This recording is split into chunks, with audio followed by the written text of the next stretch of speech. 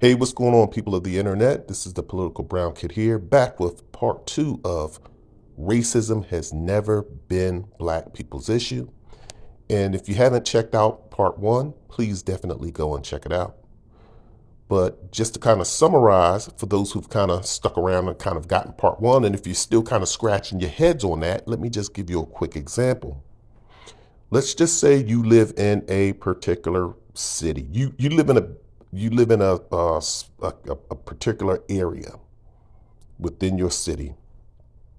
And let's just say you have a neighbor who doesn't like people that are taller than 6 feet, and you're 6'1". Let's just say you're 6'1". And this neighbor just doesn't like people that's taller than 6 feet. And so this person sees you and automatically they're triggered. This person, you're 6'1", can't stand you. So every time this person sees you, they commence to start whooping on your ass. And not only that, this person owns the local grocery store. This person is involved or has connections with the local school and the school board and the faculty and staff at the school. And this person controls the police department. And also this person knows the local judge. So this person's whooping on your ass and also saying that your kids, every time your kid goes to school, they're always in trouble. And this person has influence over that school board. And so every time you go up there to petition to get your kid, to advocate for your child, school board members are telling you, hey, sorry, look, there's nothing we can do. Look, this person's my boss at and this person, donates a lot of money to the school. And if we don't follow what they tell us to do, then I'm not going to have a job or blah, blah, blah. So the school board's, not trying to support you because this other person controls their livelihood. The police department, every time you go to tell the police department, hey, this person just whooped my ass, I'd like to file a suit. The police department saying, hey, we can't get involved. Can't get involved, dog. Can't do it. You've now been banned from the supermarket because this person owns the supermarket. Your problem isn't that this person hates 6'1" people, anybody over 6 feet. That's not your problem. That's his problem. Your problem is you don't have the power to stop whatever actions they have against you. Because now let's flip the scenario around. Let's flip the scenario and say, yeah, you are 6'1". You're still 6'1", and your neighbor still has a problem with people that's taller than 6 feet. But let's say you're the one that controls the school board. You're the one that controls the police department. You're the one that owns the supermarket. And then this person, every time that you go out to your mailbox, this person steps to you, got their chest all out, huffing and puffing, their fists all balled up, and they're ready to get into a fight. And let's just say you knock this person out cold in the streets. And every time this person comes outside to you, you knock this person out cold every single day. You're not scared of this person. You're not worried about this person. This person has a problem with 6'1" people, but that's not your problem. You're not scared of that person.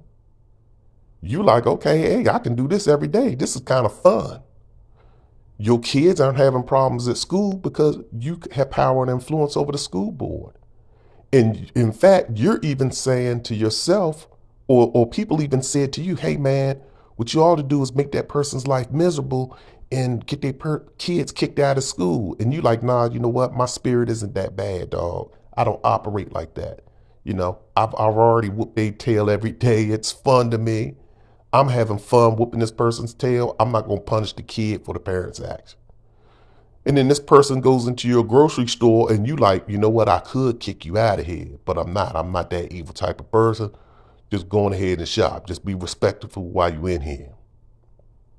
And the police department isn't having, the police department's coming to you like, do you want to file a complaint? This person keeps harassing you at your mailbox. What do you want us to do? And you're like, nah, it's cool. I got him under control. I'm whooping his ass, dude, every day. And the police department like, yeah, okay, well, just call us if you need us. That's the flip side. If you have all of the power and control, then that other issue, that person's issue of them not liking people that are 6 feet tall is not your problem. That's his problem.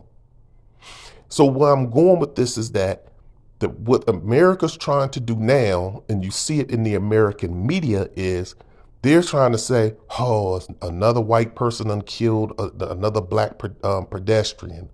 White police officers killed George Floyd. What do we need to do? White people did this. So they're looking and they're saying all of these actions are doing this. And I'm going to tell you something about white people. They are either extremely ignorant or extreme devils.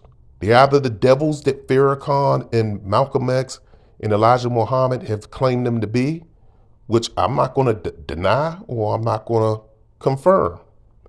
I'm leaving that to you to decide. Or they're extremely ignorant. Because you can't tell me that you, as white people, don't see the many problems that black people have within each other. The lack of self-respect for our own, or the lack of love and appreciation for our own physical features, such as our hair and our noses and our skin tone, how we can't get along with one another. You can't tell me that white people don't see all of this. What it is that they don't care to see it, and they don't care about it. The only thing they care about is their racist nature. So they convince black people that their problem, racism, is also black people's problem. So what they convinced you to do in the media, and I'm talking about Hollywood specifically, and you have to understand how Hollywood controls the masses.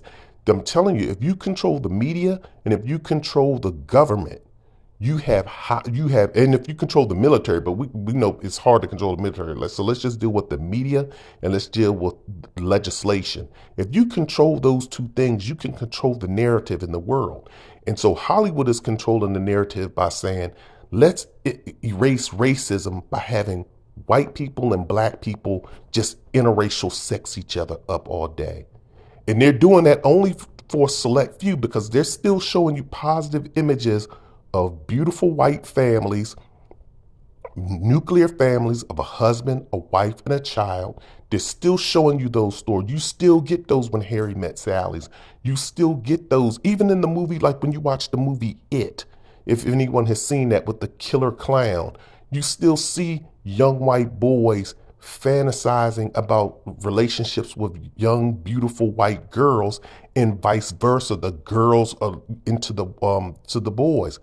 But when you look at shows that these white people are creating that have black people in them, it's always a young black woman, and she's usually light skinned, and she's with a white man. And now what they're doing is they're injecting young black girls and they're pairing her up with a white daddy. And they're showing you these images over and over and over and over and over. So that's their way of getting rid of racism, is to say, let's integrate. And integration has been the death knell of the black community. You go look around any place in America, you can't see a strong black community that was started when segregation was here. Does not exist anymore. All of those neighborhoods are gone. All of those businesses are gone. The Negro League is gone.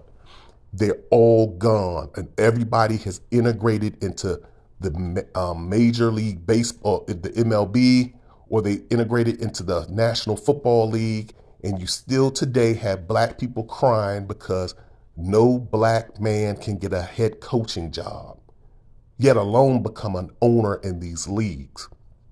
But you can be a horse and a player, a high paid horse as well, but you can be a horse and you can support the system, but you can't control the system. And the same is going on in America, where they're telling you, we want your women, but we don't need the men. Black men don't need to be here.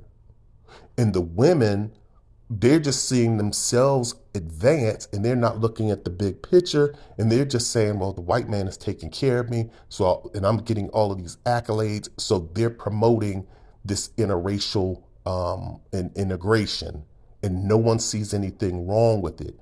But when you look on YouTube, when you look on TikTok, all you see is toxic or toxicity between black men and black women. They can't get along. And you can't tell me that white people don't see this, but they don't want to correct it because then now the white man is saying, well, that's not my problem. We've solved the problem of racism. Let them solve their own problems. No, you're creating this problem by doing what you're doing. Instead of them saying, well, you know what, how we can solve the racial issue is because let me just give you this example. When white America, and I'm talking about Hollywood, when white Hollywood has said, because now they've adopted um, um, the LGBTQ and homosexuality and homophobia as being the new civil rights movement. That's what they're saying. I'm not saying that. I am, I will admit that, homophobia exists. I'm not trying to say that it does not exist. And I'm not trying to say that they don't get discriminated against or they don't get ridiculed or treated negatively in society. I am saying that. But what I'm trying to say is that I'm not going to put it on the level of the civil rights movement. So I'm not going to use that analogy. But that's what whites are using as the analogy to say that the homosexual or LGBTQ agenda and transgender agenda is the new civil rights movement. And you know what they're doing to solve that problem? They don't put homosexuals in a movie and have a lesbian fall in love with a man. They don't do that and say, well, we'll have a movie and let have the homosexuals have sexual integration with the heterosexuals, and that's how we'll solve the homosexual the homophobia in America. They don't pair up a white um, lesbian with a male, and then all of a sudden now she's falling in love with a man. But she's like, well, I'm still a lesbian, or I'm still a part of the LGBT community. I just fell in love with the man, and we have a love story, but I still support my people. And they don't do that with gay men. They don't have gay men just fall in love with a woman and all of a sudden turn heterosexual, and then the movie's over, roll credits, the sun is setting, and everything's all beautiful and rosy. They don't dilute the homosexual movement. What they do in Hollywood is say, no, we want you to see homosexuality in its purest form. So they'll show you people that are cross-dressing. They'll show you homosexual intimacy on screen. They'll show you transgender stuff on screen, and they show it in a glamorous light. But it's only when it comes down to black people, then that's when they want to say, if America has a problem with black people and black society, why not just show movies where you have healthy black relationships? Why not just show a black man with a black woman in these prevalent, big budget, big time movies? Show them being in love, show them together, and put them on screen, or produce predominantly black shows. If you can make a mark, they give you Black Panther. They give you one show every 10 years, and they say, see, we gave you a big budget movie. They give you one. You have one sci-fi movie. But they don't give you plenty other movies. They don't write Harry Met Sally's for you. They don't do that. You had The Photograph. The Photograph was a nice movie, but you don't get a bunch of it. You don't get a bunch of it. And you definitely don't get a bunch of it on television.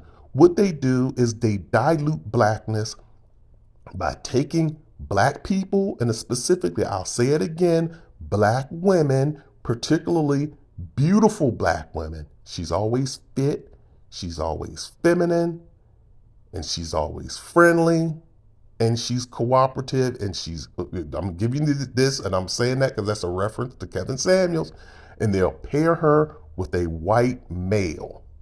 And that's what you're going to see on the television screen all day long. And then they've removed the black male out of a lot of television shows.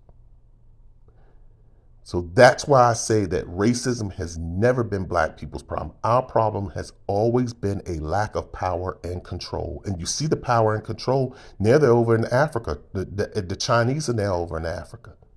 And the Russians and America. And America is the only reason why America's mad, because they've already gone over there and raped the hell out of the African minerals in the African, via the minerals and just the resources. So they're just mad now that the Chinese are now coming in and build and establishing those relationships, and the Russians. And now everybody's going in there making Africa a new age slave. They're indebting them to, they're putting them in slave by it's going to be financial slavery. Put them in debt. Now they owe us. And what are you going to give us? Well, what you need to give us is you need to let us lease some of this land and get some of these resources. Or we need some of these government contracts to build these your transportation system up, your rail system up, your road system up. And they inject these people over into the continent, and they inject their own people in. They put in their consultants, their employees, and they go over to the continent and make millions, if not billions of dollars. And you even hear it now with Twitter. I think before Twitter was sold, Jack Dorsey and all of them were talking about setting up shop in Africa because they see a new financial market. Because you have to understand, markets have to continue to grow. You can't just stay in America and just become a big company. Facebook, Twitter, Instagram, and all of these companies, Google, and all of these companies can't just continually make money in Africa, in America. They have to expand. And they've already expanded they've already in the Western presence. So now they're like, we need to get in that other presence because now we see an emerging market coming about. And so now they're building stuff up over there. But ask how many African companies these people support. Ask how many African executives these people support. No, they're just injecting a whole bunch of white people over into the continent of Africa. You have zero power. And I'm not just talking here in America. I'm talking about globally. And one final other piece to point out is that when you look at all of these sports and you look at this stuff, you had Jesse Jackson, about 8 years ago or 10 years ago, went to these tech companies. Went to, I think Google, went to Facebook, I don't know if they went to Microsoft, but I think definitely went to Google and Facebook. And he was talking about, well, you only have 1% of black people, less than 1% of your staff is black. What's going on? And, the fight is always for someone to give you a job, instead of just saying, we need to control our resources. Where is our Facebooks? Where's our Twitter?